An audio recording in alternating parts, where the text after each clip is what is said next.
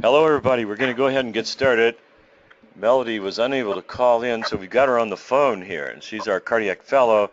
The COCATS 4 ACGME requires that cardiac fellows be interactive in the conferences for credit means for ACGME. So anyway, we've got her interactive. So we're going to start on our mystery case here, and we'll get our slides going. And so starting out, we have a very interesting patient who's 56-year-old female who basically, I have her medical records from 2001. And at that time, she presented to the emergency room at Largo Medical Clinic with palpitations, shortness of breath, chest heaviness.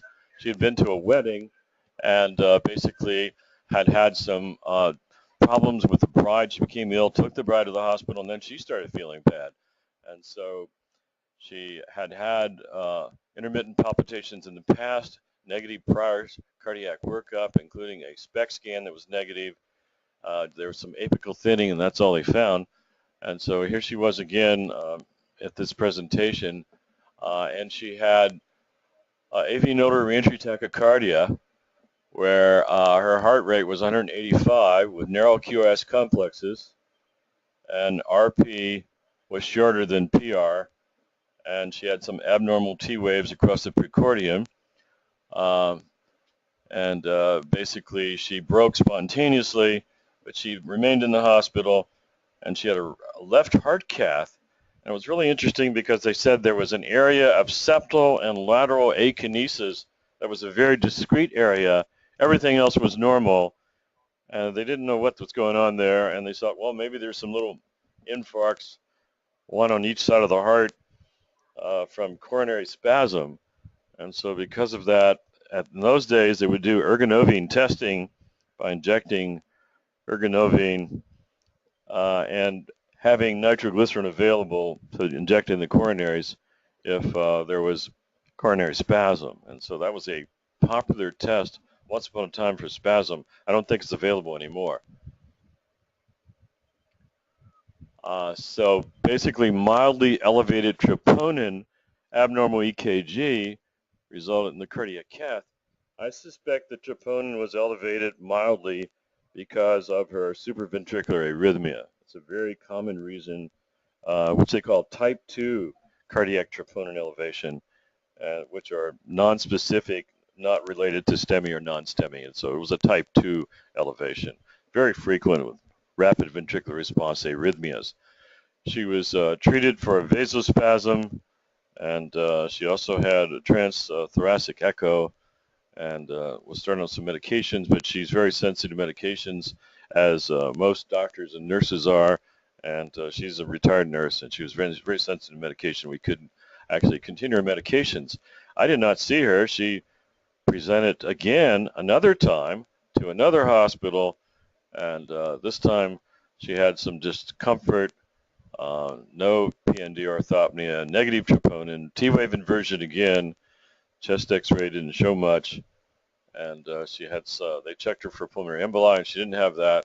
She wound up getting another cardiac cath. This is at Lakeland Hospital, and this cath showed some LV dysfunction. Again, two discrete areas of anterolateral and inferior wall hypokinesis, some mild mitral regurgitation, normal coronaries, elevated PA pressure. You can see that should be about 35 at 51 over 23. And the V wave was actually higher than the A wave, and the V wave was 36. And so they thought she had mitral regurgitation, thought it might be related to these areas of left ventricular dysfunction. Her RV systolic pressure was okay this time. It was down to 23 on the echo, but was 51 on the pulmonary pressure. And so that would actually take precedence. The pulmonary pressure would trump the echo finding. And the TE showed a couple jets of MR, but it looked like it was only mild to moderate. And so she also was treated with Imdura, lisinopril, topril, Zocor, Elavil, Acifex, aspirin, nitroglycerin, PRN. And again, because of two distinct areas of LD dysfunction, it was thought that she could have maybe emboli to two separate coronary vessels, which would be perhaps the right coronary artery and perhaps the diagonal or LAD, or else areas of spasm that resulted in two very discrete infarcts in two separate areas. And so she was seeing cardiologists and being treated, and at some point became dissatisfied and decided to establish with a new cardiologist. And this is the first time I saw her was in 2004 with shortness of breath, palpitations, headaches, fatigue, and I'm not sure how much of this was from her medications because she's on some nitroglycerin once in a while. She was on some Iserdil for a while. So I'm not sure how much of this was her medications and how much was basically her problems that she had. And so when I saw her, there was some hypertension, hyperlipidemia, a heart murmur at the apex, radiating to the axilla, question about vasospasm, certainly AV nodal reentry tachycardia, and I think I had one of the EKGs, migraine headaches, status post-hysterectomy, drinks a little wine now and then, no alcohol use other than that, no illicit drug use. It's interesting, her brother actually had sudden death at age 54. Father had a stroke and committed suicide. I don't know if that was because he had depression post-stroke and if it was organic or if he had had previous depression. And so, but there is a mother with heart disease as well, unknown. And so this is very interesting in terms of family history. When I saw her, this would explain her headache. She's on Endure 30, which certainly gives headaches to a lot of people. Aspirin for the headache, R for perhaps if she had bilateral coronary emboli, Coreg, minimal dose, Zocor. I'm not sure why she's on Zocor. She's got normal coronaries, and she's on Zocor. You'll have to explain that to me. Premarin, 0.625, multivitamins. And so her physical examination, basically the murmur at the apex, that wasn't very loud. And that's all we found on her physical exam. No S3. And here's her EKG. And basically what we're seeing here, and actually you can see somebody's written on the EKG to show what the T wave should look like. And we've got T wave inversion of V1 and V2. The complexes appear to be fairly narrow. And the PR interval is a little longish, but there's no first degree AV block. And so all we have is just some T wave in V1 and V2, which could be a normal variant, and normal QRS, and that's about it. Maybe a little prolongation of the QRS, but not much. And so careful review of her medical records brought up these questions. And the two opposite areas of akinesis, anterior lateral and mid-inferior wall, in the cardiac cath, both at Largo and at Lakeland, was very interesting. Never heard anything like that. Two separate areas with negative ergonovine testing for a spasm. Sort of blew the story about spasm because it's 95% positive response for coronary spasm with ergonovine. And so these lesions did not involve the papillary muscle, but were just in front of the papillary muscle. But that certainly could cause some remodeling of the left ventricle, and which could be responsible for some mitral regurgitation because the papillary muscles then may not be aligned properly, and they lose their alignment, causing mitral regurgitation, elevating pulmonary capillary wedge pressure, raising the right ventricular systolic pressure, all of that relating to misalignment of the papillary muscle due to remodeling due to these two areas. So the only other thing that came up is someone suggested that she did have an automobile accident, had a seatbelt, and they were suggesting a contra-coup injury, which with sudden deceleration, forward motion, and then backward motion of the heart, resulting in a contra-coup injury with the left ventricle being posterior. I'm not sure how you would get the anterior lesion, but I've seen myocardial contusions. It's usually anterior in the distribution of a diagonal vessel, and it's usually not posterior at all. So I don't know how that would play, with the seatbelt. So that's pretty shaky diagnosis. What do you do next? And so if we had a cardiac fellow that was interactive, we could talk about this, but anyone can certainly talk to us if they'd like. So if anyone would like to offer any solutions on what to do next, you can certainly speak up. And we will proceed on then. And so we have an EKG, we had an echo, we had a cardiac cath. Why don't we see what we have, and why don't we review the stuff that we got? And CT is really easy for us to do. This was in 2005 and 2004. That was really 16 slice CT days. And so, but that wasn't a problem, because if you had a slow enough heart rate, it didn't matter. You could have 8 slices or 16 slices. You get really pretty pictures. And so you could still make a nice picture. So let's take a look at that. And we have some stuff here to show you. And so let me find that. Hold on. So apparently we can't show these images. They're coming off of a DVD set, and apparently it won't play, but we'll see if we can figure out how to make this play on another computer and see if we can get this. So let's move on. So let me show you our MRI now. That was our next test. And here's our MRI. This is playing for us, so good. Let me show you this. And you'll see on this particular image, we can see the 2 areas where it's not beating well. And one area is anterior lateral, and you can see the muscle is extremely thinned, and there are some very, very deep trabeculae. And then you can see down here, just before the inferior posterior medial papillary muscle, you can see an area down here that is thinned also, and an area that's not beating well. The apex looks like it's beating well. Superior basilar, posterior basilar, all areas except these 2 little areas, which are opposite one another. One anterior lateral, the other inferior posterior mid-inferior wall. That is really interesting. Look how thin the ventricle is in those 2 sites, and look how deep the trabeculae are in those 2 areas. And you can see the mitral regurgitation is shown very well. It doesn't look like it's too severe. And that's that jet going posterior from the mitral valve. Let's see if we have some more images to show you. And here's a picture of another view showing the outflow tract of the left ventricle. The outflow tract is normal. Apex is beating normal. There's normal contractility of the posterior basilar. And we don't see those 2 areas very well in this particular view.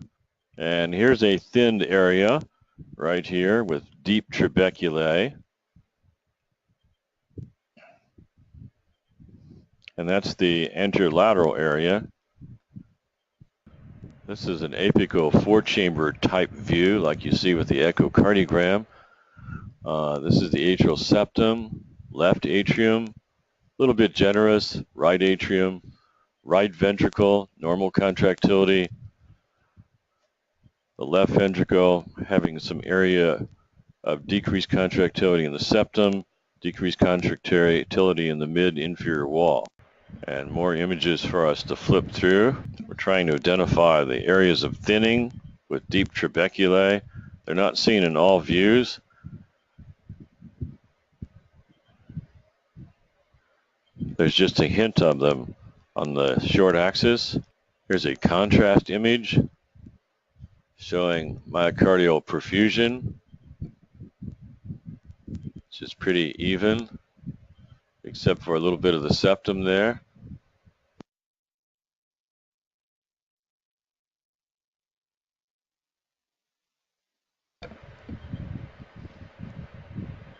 More of the contrast study.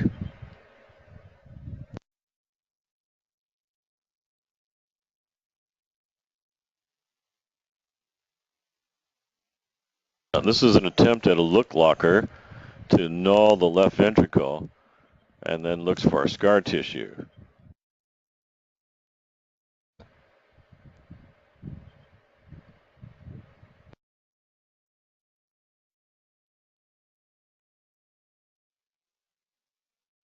Again, some decrease in contractility in several areas.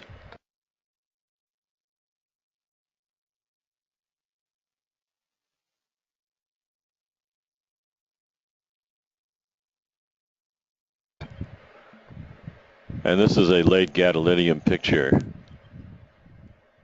that basically shows that the myocardium does not have gado uptake. There's not gadolinium uptake in the myocardium, so there's no indication that there's scar tissue. And this is another view looking for late gadolinium enhancement, and we see a little bit of epicardial there in the septum. Well, it would be endocardial since there's no epicardial septum there, so it's on the right ventricular side of the septum. There's some late gadolinium enhancement, and that's it.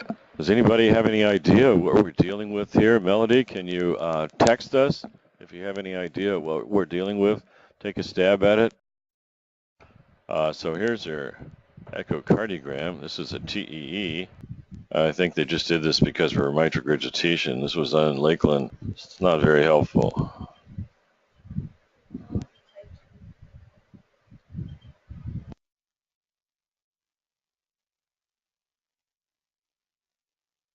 Okay, Melody is suggesting carcinoid or noncompaction. Thanks, Melody. We'll keep in touch with you there. Melody's typing in since we can't talk to her. We did get a copy of the cardiac cath, and we also got a copy of the CT from 2004. We're going to try to get a whiteboard up, and I'll show you what we found. Okay, this very crude drawing is supposed to illustrate what we saw on the cardiac cath and what we saw on our CT. And it was very interesting because during diastole, the ventricle had this very peculiar shape. It had this area here that was basically very thin, had deep trabeculae, and was right before the papillary muscle.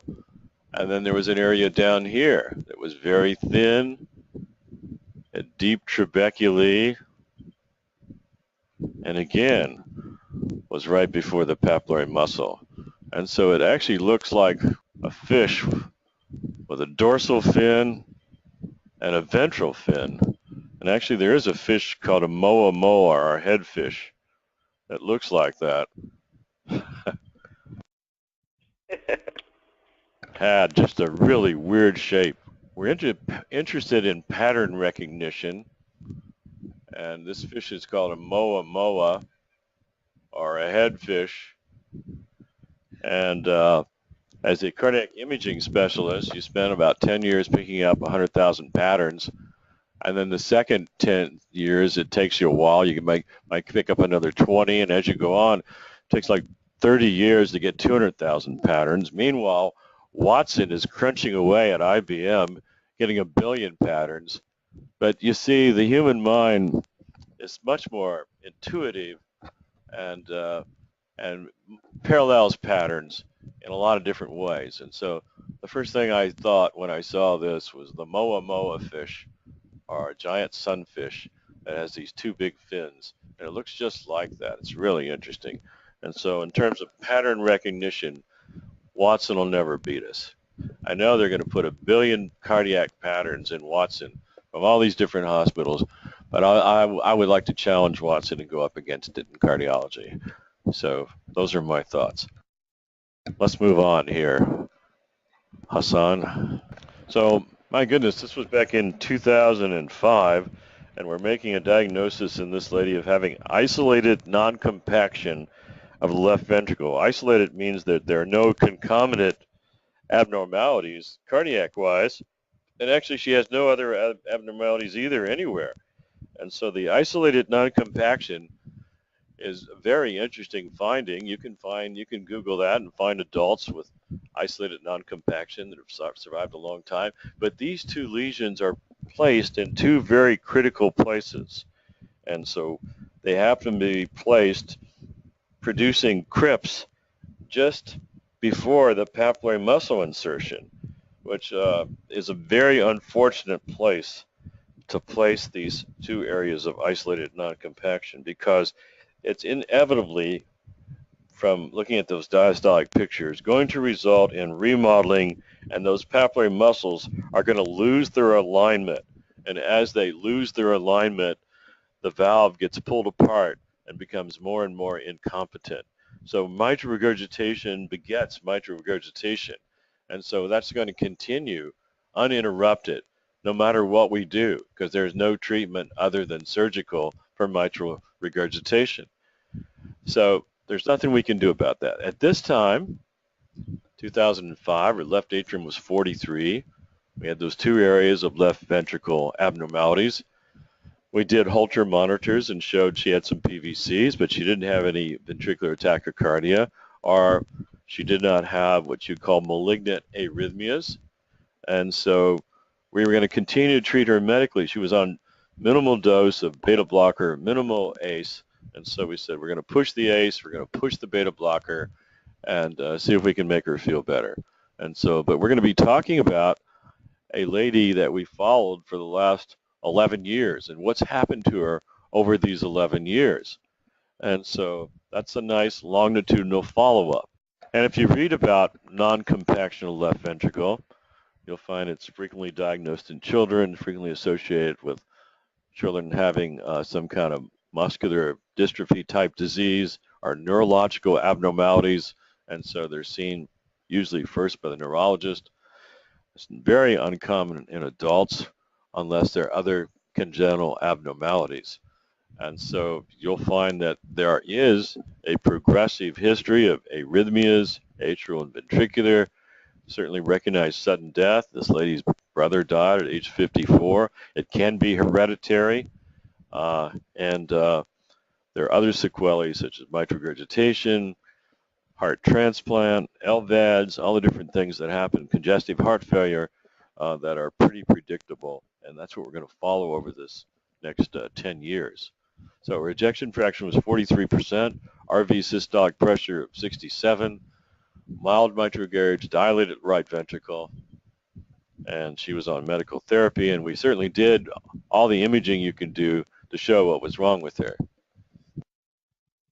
He continued to push medications, and she got better, and we monitored her, and she did well until gradually her mitral valve dilated as predictable by those two lesions opposite one another, remodeling the left ventricle, increased severity of mitral regurgitation to the point where we wanted to send her for mitral valve surgery.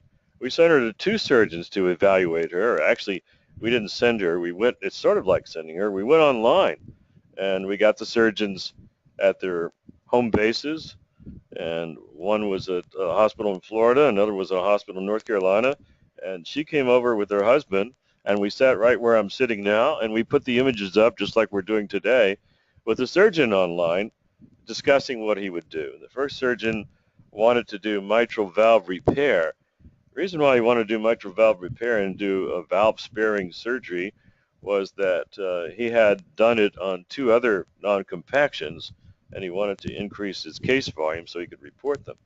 I didn't think that was the best thing for this patient because of the malalignment of the papillary muscles. I felt like anything that he did would be reversed by the natural process that has been invoked by the non-compaction, and that he didn't offer a way of getting rid of those two trabeculate areas and incorporating them sort of into a separate fold so as to have normal muscle there. There was no compromise to that. It was just repairing the mitral valve. I didn't think that would hold up. And so we found the second surgeon who wanted to do a mitral valve replacement with a heterograft, and so we got him to do that, and that's what happened. And so she did develop post-op atrial fibrillation, had a brief period of being on amiodarone. She also had a clot in her left atrial appendage, and she had a little TIA. She put on Rhythmol, back in sinus rhythm, and improved and came home. And here's her EKG at that time, which shows dramatic changes from what you saw before. You can see this left atrium. Well, the right atrium may be enlarged by this because it's pretty tall, but look how long the P wave is. You go from here to here. This is all P wave. So that means the left atrium has to be very big because that's the electrical time it takes to traverse the left atrium. So it's got to be a 16 millisecond P wave. And then you can see the QRS has gotten longer. You can see there's left anterior fascicular block because of this axis of minus 60 degrees. You can see there's a terminal conduction delay that's consistent with right bundle branch block.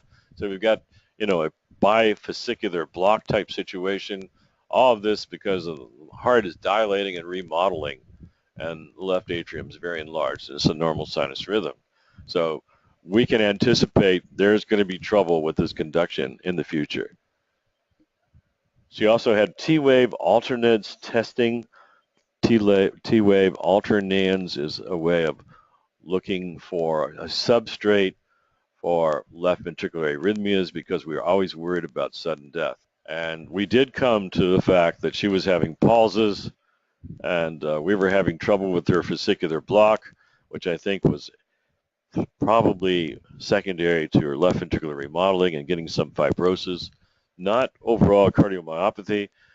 Those non-compacted areas didn't involve the electrical system in terms of the right bundle or left bundle, but I think it was all remodeling secondary to those two areas causing the left ventricle not to contract or rest well.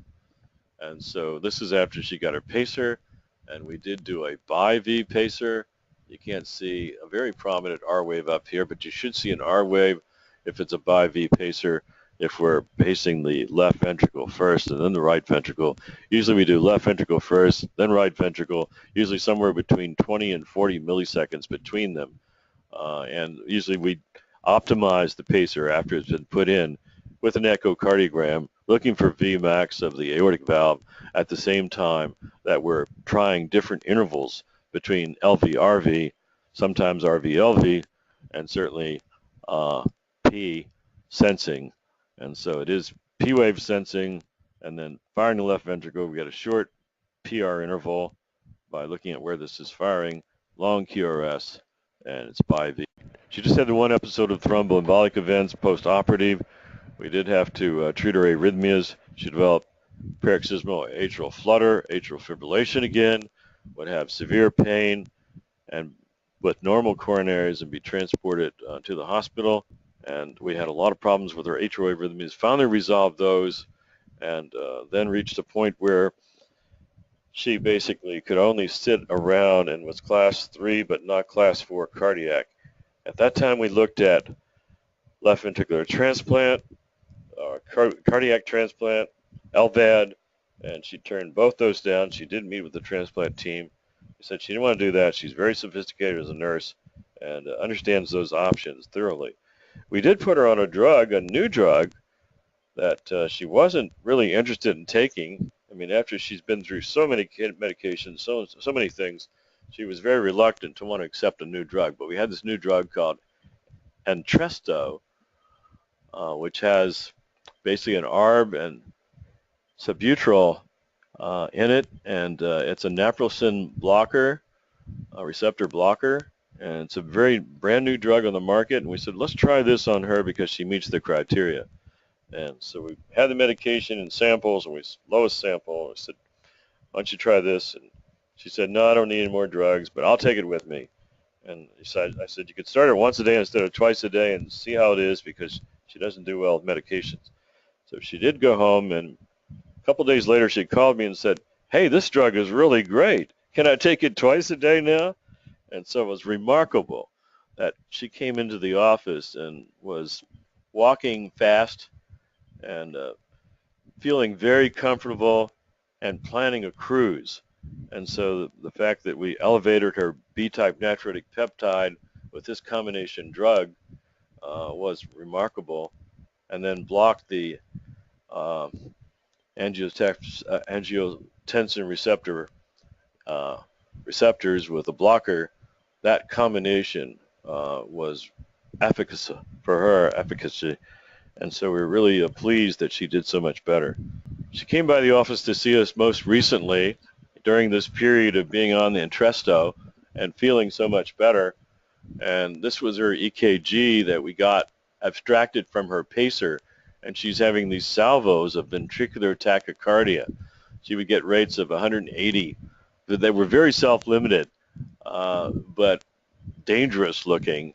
She'd been on many antiarrhythmics and now was still on Rhythmol, and still on a beta blocker. And because of the VTAC, even though she has an ICD, and she actually had some activation of her pacer unit where she would pace out of it and not have to use the ICD, we did transfer her to Tampa General. And so the question is, what was the origin of this? And where was it coming from? And the most likely origin that either one of us would hypothesize here at the Heart Center was that it was coming from the base of the papillary muscles where the thinned area is, and that was a macro reentry circuit. And so that's what we theorized, macro reentry. And so we sent her over for EP ablation of a ventricular focus because she couldn't go on like this. And inevitably, she's going to be shocked a few times. So she did go to Tampa General, has been there for a week. She did basically have localization of the VTAC origin because it kept recurring. They could find it at the base of the papillary muscle and did a series of ablations in that area and made it so it is non-sustainable. That is, that she could not have continuous salvos of VTAC greater than 30 seconds, which would be called sustained ventricular tachycardia. So we were able to make it through that. She's still in the hospital. She's going home in a day or two. And here she is. She gave us permission to use her picture. And she's actually, since she started on the Entresto, lost quite a bit of weight because she's become very active again. She's done the cruise. She's going to do another cruise. And if we can keep her out of the ventricular tachycardia, she should be pretty mobile. So we're talking about isolated left ventricular non-compaction, two areas where the ventricle has these deep recesses of muscle that the ventricle is endocardium, epicardium, and myocardium, and those two layers are supposed to all come together during the embryo as you develop, and in these two small areas, they didn't develop. It didn't come together. There are these deep recesses. They're in communication with the ventricular cavity, but they're not in communication with the epicardial coronary artery system. And this is not very common, as you can see. 0.014 is the occurrence, and certainly the kind we had here with these deep pockets just being in two places is extremely uncommon. And so it has to do with something intrautero occurring. It can be genetic. There are some gene mutations that have been identified. More than 10 genes have been described. And there are some other phenotypes that have been seen with other genes. And so the clinical presentation is pretty much like we've seen, except sometimes ventricular tachycardia, atrial arrhythmias, palpitations are common, dyspnea on exertion, transient ischemic attacks because of the left ventricle being dilated and being thrombogenic, sudden cardiac arrest, sudden death, perhaps like her brother at age 54. Heart failure, atrial arrhythmia. This patient actually is like poster girl for all the problems that can happen with this. The layers just don't come together. You can sometimes see it on echo. In this patient, the echo was not a very good identifier. The MRI was certainly a good identifier, and so was cardiac cath. Mitral regurgitation is not uncommon. Here's some non-compactions you can see, and I can show you an MRI of a case that we have. This is a spongiform left ventricle, and you can see it. This whole left ventricle is not compacted. We have somebody like that that's a young patient, and let me get her MRI up. Hold on, we'll get that up. Okay, so we have this case of non-compaction. Basically, you can see the entire ventricle all the way over to posterior basilar. Posterior basilar looks okay, mid-inferior wall, and then all the way around here from inferior apical, anterior lateral, lateral basilar, all is non-compacted by these deep trabeculae. And the ratio of measuring the ventricle from here to here and comparing that to the ventricle over here is usually said to be greater than 2 to 1, greater than 2 to 1 ratio during systole, greater than 2 to 1. So she meets that criteria. I don't know how this patient is doing. I just have a copy of the MRI that we did at Northside. And so again, end diastolic, non-compacted myocardial thickness, are in systolic as well because it looked about the same on each ratio. So we've got end diastolic, ratio of greater than 2.3, in systolic greater than 2.0. Late gadolinium enhancement of the trabeculae, which is probably what we saw on one of those pictures that we looked at, gadolinium enhancement on the MRI. Here's a good picture of an autopsy specimen. You see the deep trabeculae. This involves this whole area here, and then you can see compared to the normal. And the septum is compacted, and the superior basilar area is compacted, and the rest of this ventricle is non-compacted. The right ventricle appears to be compacted. Family history is very important. 3 generations of screening is very important. Unfortunately, we don't have a great deal of family, and father died of some heart event, brother died at 54 of a heart event, and so we don't have other family members to check. Outcomes are related to the severity of the non-compaction, and so someone who has greater non-compaction is going to have greater remodeling and more problems. Her problems were mostly related to all remodeling and the changes in those papillary muscles, and of course the origin of the ventricular arrhythmia. She had every complication you could possibly have. She has an ICD, she's had atrial arrhythmias, she's had mitral regurgitation, she is at risk of sudden cardiac death because of her ventricular arrhythmias. We've had a ventricular origin of her arrhythmias ablated at the base of the papillary muscles. She has an ICD, BiV pacer in place, and responded dramatically to Entresto, turned down a heart transplant, has turned down LVAD, but is living more comfortably now, and is become from being class 3 to class 2 from being on one drug, Entresto, and her other medications. And so that's a dramatic change and a real tribute to that particular medication, preventing rehospitalizations in patients and also preventing patients from sudden death. So thank you very much for attending. I think we're going to wrap it up now. We appreciate it. I'm sorry we didn't have an interactive conference today. We'll try to get more people on mics and try to get more people called in. We'll see if we can find out what those problems are. We will be posting this online at cardiaccarecritique.com in the future.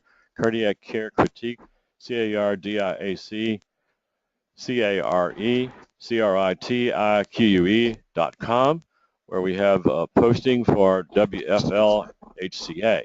So we'll be posting that, and we'll post the parts that we couldn't show, which were the cardiac cath and a city of the CT. So thank you, Janet, Chella, Donna, Kristen, Mary, 2 Marys, Mindy, Sandra, Sharon, Shirley, Tenva, Teresa, Michael. It was a pleasure having you today. Look forward to next week. Bye-bye. Thank you. Dr. Harrison. Presentation. Bye now. Bye. Bye-bye. Bye-bye. And I'm going to tell you a little bit about this lady. She is 61 years old, and she presented about 5 or 6 years ago with an arrhythmia, which appears to be an AV nodal reentry tachycardia, and was found to have left ventricular dysfunction in some very interesting segmental areas, both anteriorly and inferiorly, and areas that were opposite one another, and had a cardiac catheterization, was found to have normal coronaries. She was defined as having some kind of cardiomyopathy secondary to, they said, either coronary spasm or coronary embolus, and several times subsequent to that she's had additional workups, including cardiac catheterization. She's not had any EP studies or arrhythmias.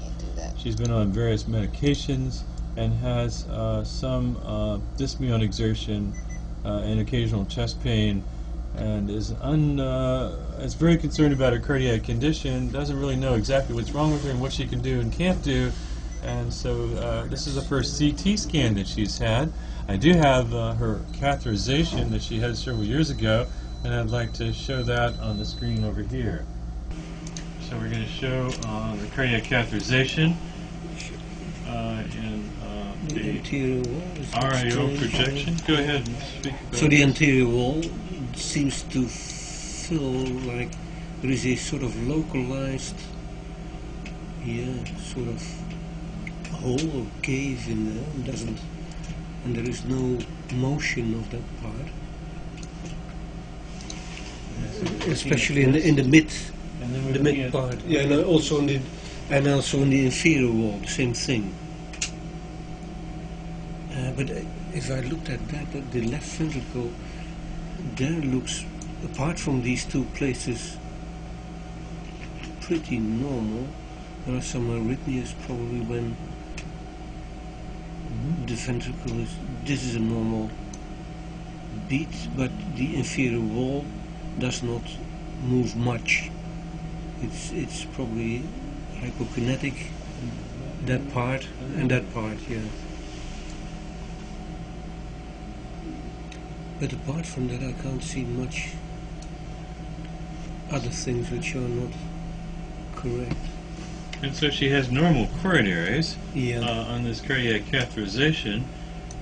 Does that mean that she could have had a coronary embolus that divided and went to the right coronary artery and went to the diagonal simultaneously? I don't think so. That's pretty unlikely. That seems That's very right. unlikely. And do you think you'd have simultaneous spasm on two vessels, No. or you think she could have had spasm on one vessel and then another time No, spasm no, on another no, vessel, no, producing these blood? I don't think so. Okay. No. The next No. thing we entertained when we were trying to figure it out is, well, maybe she had a coup and contra coup injury from a steering wheel impaction or automobile deceleration injury that would produce opposite areas like that.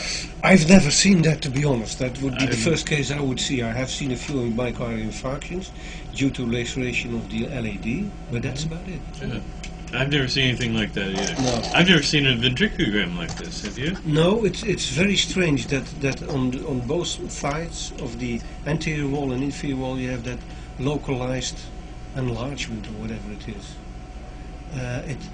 To me it's in sort of myopathy, but I'm not sure exactly. It's really interesting that, let me stop framing this in one position here when it fills, and it's filled during diastole. Yeah, it No, it didn't stop. No, I stopped it here. See if I can stop. Let me stop framing this so I can show you. There we go. This pattern is very interesting because of the superior, which is like the image looks like that of there's a ocean sunfish that has this no tail, and it has a large dorsal fin and a large ventral fin, and then just a head. And it's called the headfish, and it has the same pattern as the headfish. I like that. Yeah, maybe in our North Sea we don't see those fishes, so I'm not so familiar with them. Yeah, we see them off the coast of California. Right. And it's called a headfish, and so it kind of resembles that. We can look at the ventriculogram in the other view here to see if that helps understand it.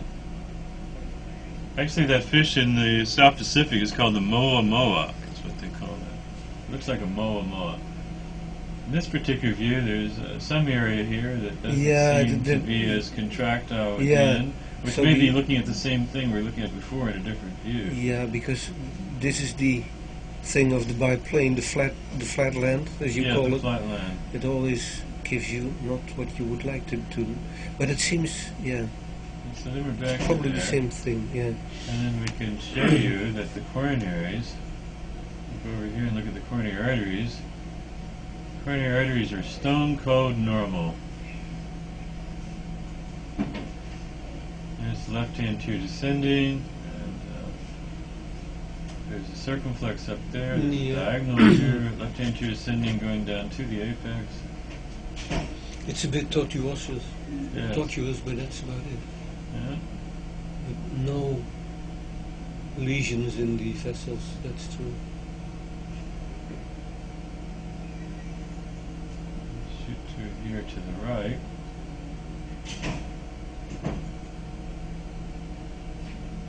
There's the right The coronary. right is also...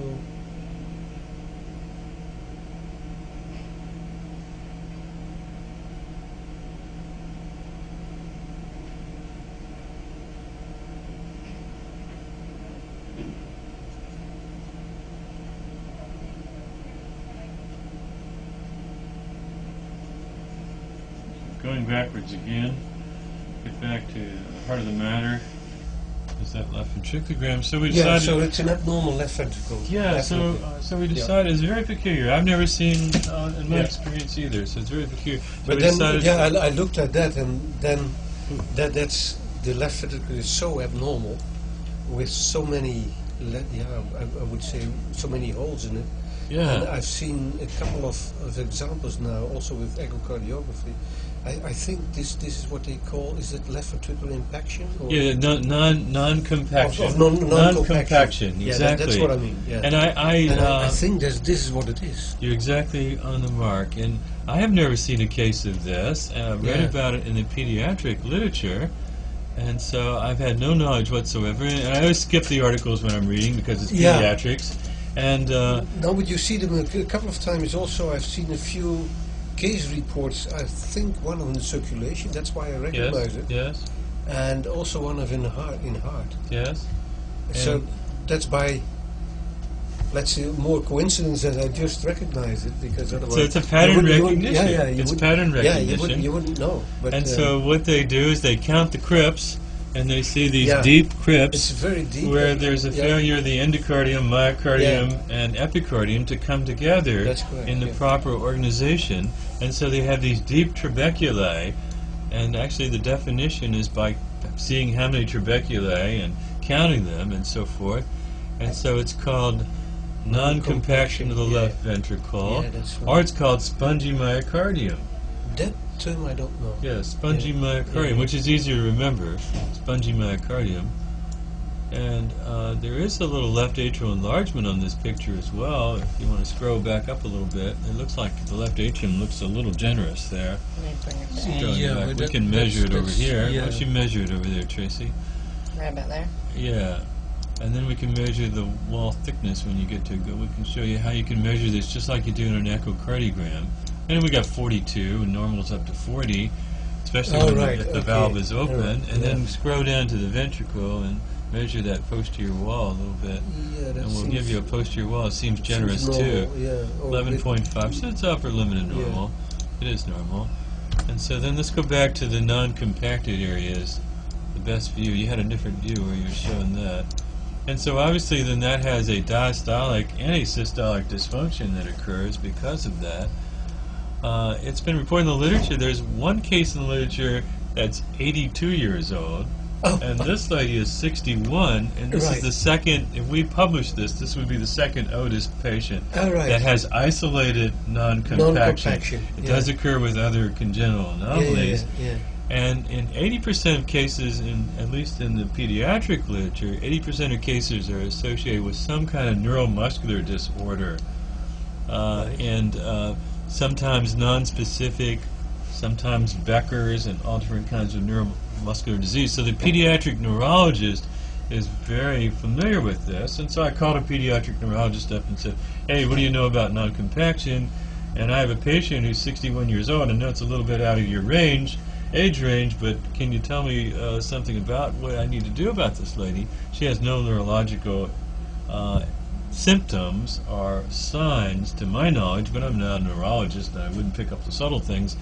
And so he said, yeah, we have these patients come in with the different kinds of myopathies, maybe Duchenne's or Becker's, and what I do is eventually we pick up something going on with them in terms of congestive heart failure or something. We send them to a cardiologist, they get an echo, and then they're diagnosed as having non-compaction. Right. And so it comes from the neurologist first and then goes around the corner. And then a doctor or a temp general has a case that has non-compaction with Epstein's anomaly. That's someone that's 18 years old. And the next youngest case from our case would be, the next oldest case would be 25 years old in the Right, literature. So okay. there's an 82-year-old, and then our patient's 61, and then there's soon 25s in the literature. So it is compatible when it's isolated with longevity.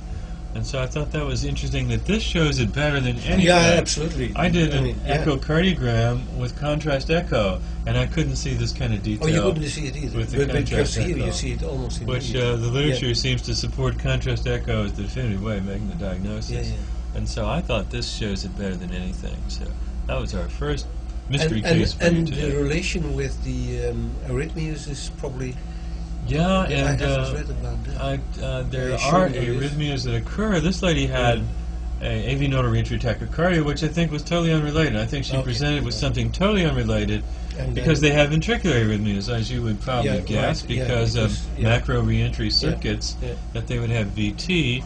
And my concern is ventricular arrhythmia, so I talked to the cardiac electrophysiologist, Dr. Herwig at Tampa General, and he suggested that we do a signal average EKG, and I don't think we're at the stage where we need to do EP testing. She did get a Holter monitor, and we didn't see any significant ventricular arrhythmias. She was a little scared to exercise, and so we put her in our cardiac rehab program for a couple classes. I don't know why she has chest pain, but obviously she could have some problems with blood flow into those areas and might get some ischemia there because of that. And just right at those non-compaction areas, there is a very thin, or is it not just correct? It's very... because here it's very thin, it becomes and very here it's thin, also very thin. because it hasn't all come together in those layers. And so, so Dr. Illersil at Non-Invasive Cardiology at Tampa General has a case with Epstein's that she's writing up with non-compaction. Okay. And so it doesn't seem to involve too much on those papillary muscles. This patient did have transesophageal echo. You can see the papillary, you can see the cords, and they don't seem to be really involved here. See, they don't seem to be really involved. And so there was some mitral regurg in like the 2+ range. I consider it a high-quality study if you can see the chordae tendon there. Oh, absolutely. Yeah, it's a beautiful. And so go back to the chord study, and Tracy, and we'll show you the chord.